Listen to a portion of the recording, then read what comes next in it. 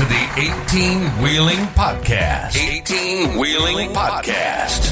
A podcast for truckers by truckers. So sit back, hammer down, and turn the volume up. And remember, it's not just a brand, it's a lifestyle.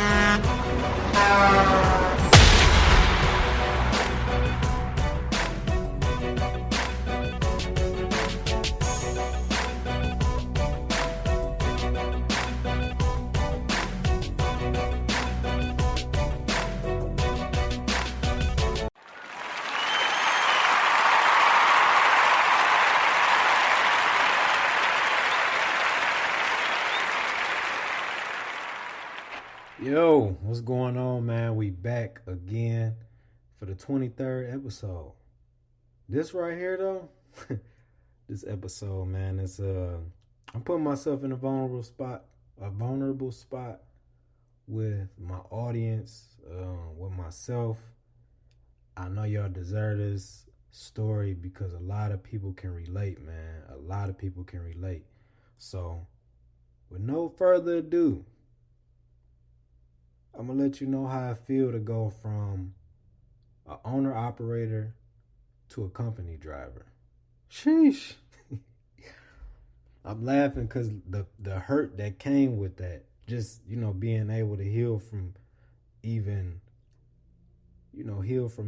going through that stuff and being able to be here today to talk about it, boy. At first, I felt depressed. I was on the verge of losing my truck, and I felt it. I felt it before it even happened because I was just having like bills and all of this stuff really just too high for me. And I was chasing, I was just, running, and I was chasing the money, and it seemed like it was running away from me. My bills was too high. I couldn't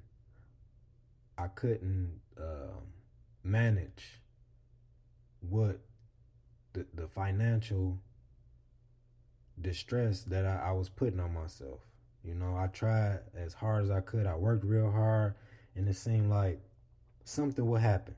A tire bust. Boom. That's $800. You got to get two of them, rather if it's uneven and you're running and the tire bust, they uneven, so you got to get the other tire. Y'all know how I go out there. So, you don't want to just be out here running on a budget. That's why I always be telling drivers, like, hey, look, if you ain't got your stuff all the way saved up, like just for the miscellaneous mishaps, you don't need to be involved in trucking, because one mishap could throw everything out of loop. Everything, especially when you're not financial, you don't have that financial literacy. So, I dealt with that, and it just felt like the walls was crashing in on me. Just everything, even in my personal life, everything was going wrong at that time.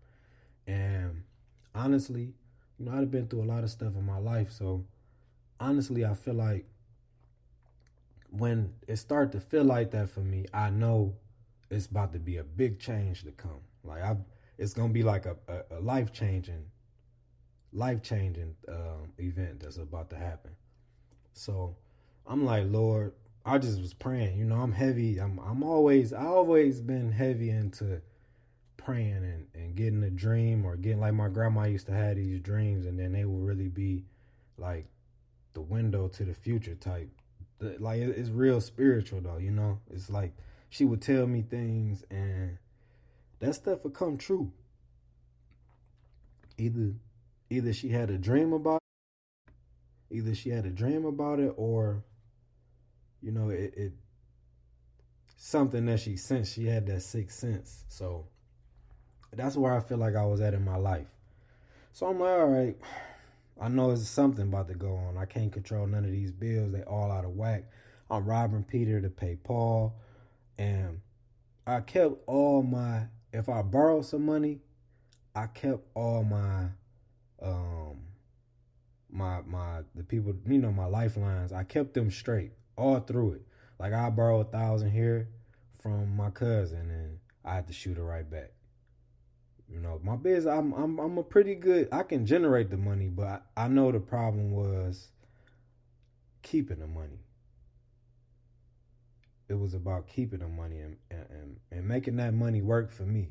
It sounds so cliche, but that's just the equation to success. Making your money work for you. It gives you more time to do what you want to do out of life. So I'm in a depressed time. I'm gonna give y'all a story first before I give y'all the whole podcast. I want to give you a backstory. So I'm going through the whole thing of this chaos, right? So what I did was, when I normally go through chaos like that, I get into heavy prayer. But I was talking to somebody at the time, and they was like, have you ever fasted? Have you ever made a sacrifice for something that you wanted? And I'm like, damn, that's deep. No, I fasted before, but I've never fasted on a spiritual tip. So I'm like, all right. So she was telling me about the Daniel fast, so I looked into it. I'm like, I can do that.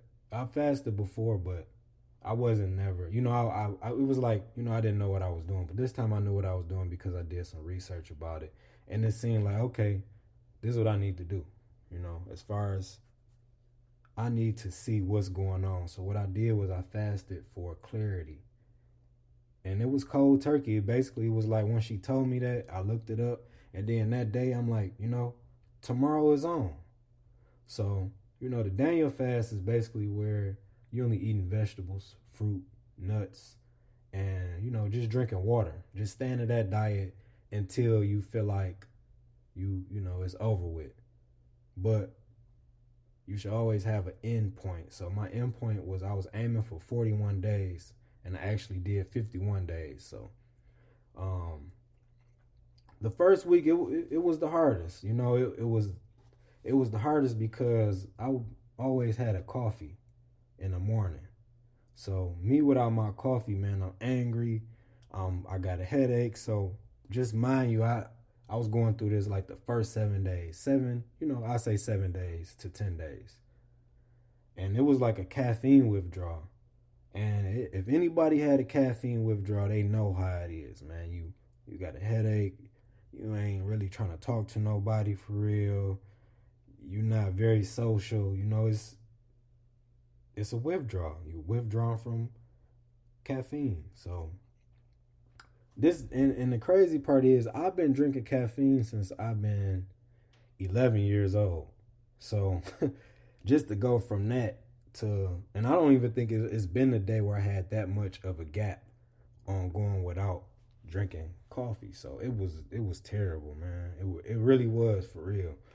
And after that, like 10th day, it was cool.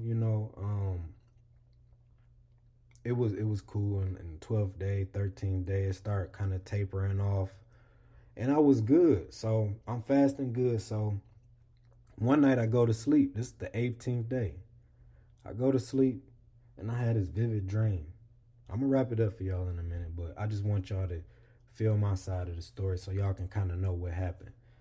So I had a vivid dream, and I was sitting there, and I'm looking out the window. I'm in a restaurant. I'm looking out the window, and I'm like, and I'm not in, I know I'm somewhere in a foreign land somewhere.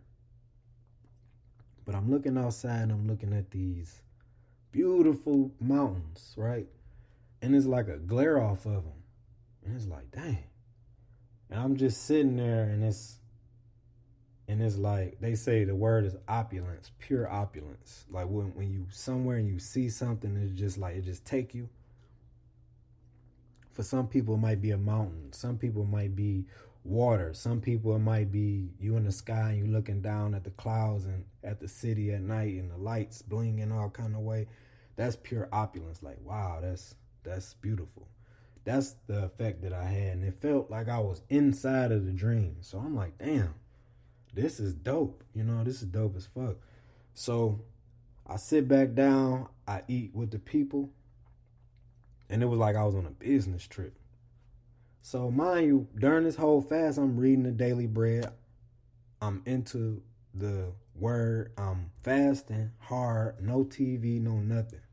I'm meditating, all of that. So I get up in the morning, like I just wake up from that dream. I get up in the morning and I read my Daily Bread.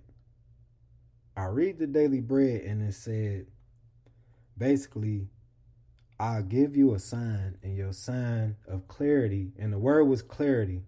The sign of clarity will be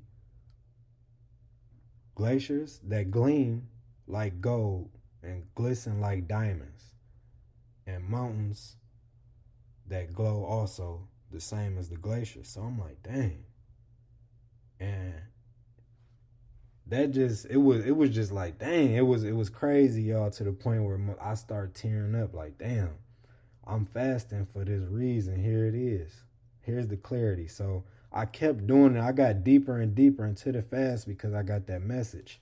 Like it was like a download or something. Like, all right, I'm doing the right thing. So my fast went from the 41 days to the 51 days. I did an extra 10 days. But in that time, I got so close with myself and knowing myself and getting like more, having more dreams, and just like this is the right way to go, because I was already thinking in my mind like, damn, I'm gonna have to leave Detroit to grow.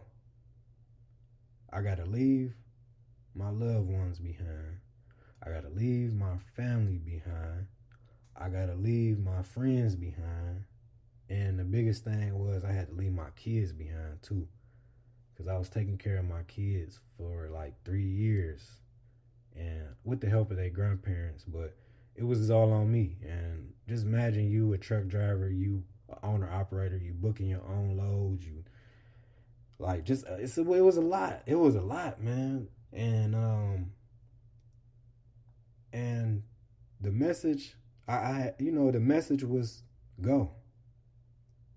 Just go. So I went back with the company that I first started with down here in Arizona, and I told them my situation, like, hey, look, man, it ain't looking too good for me. I need to come back and start driving. And the crazy part was, it wasn't crazy, but I've never burnt no bridges that I know I had to cross again. So when I got done with the fast, I set my kids down. I told them I already had planned, like this is gonna be hard, but I told them like, hey, daddy gotta go. I'll be gone. I'll come get y'all next summer. And y'all not gonna understand it now, but y'all gonna understand it when y'all get older. You know what I'm saying? So that's when I fell into that depression mode, because I don't care about nothing else. If all else fails, you gotta take care of them kids, man. If all else fails, you gotta take care of them kids. And I got into a situation where I wasn't able to take care of my kids, and I knew that force was bigger than myself. I knew it. So, I had to go get back on the road. I got back on the road. I got focused, and then I'm like, all right, now I need to educate myself to where I won't ever be in this situation again. And that's what I did. So I stayed out on the road. I made a pact to myself to stay out on the road for a year. But while I do that, I have to consume as many audiobooks that teaches me about business and financial literacy as possible. So I read, the first book I read was The Richest Man in Babylon. Man, that book taught me so much, man, so much. And it was simple. It was simple.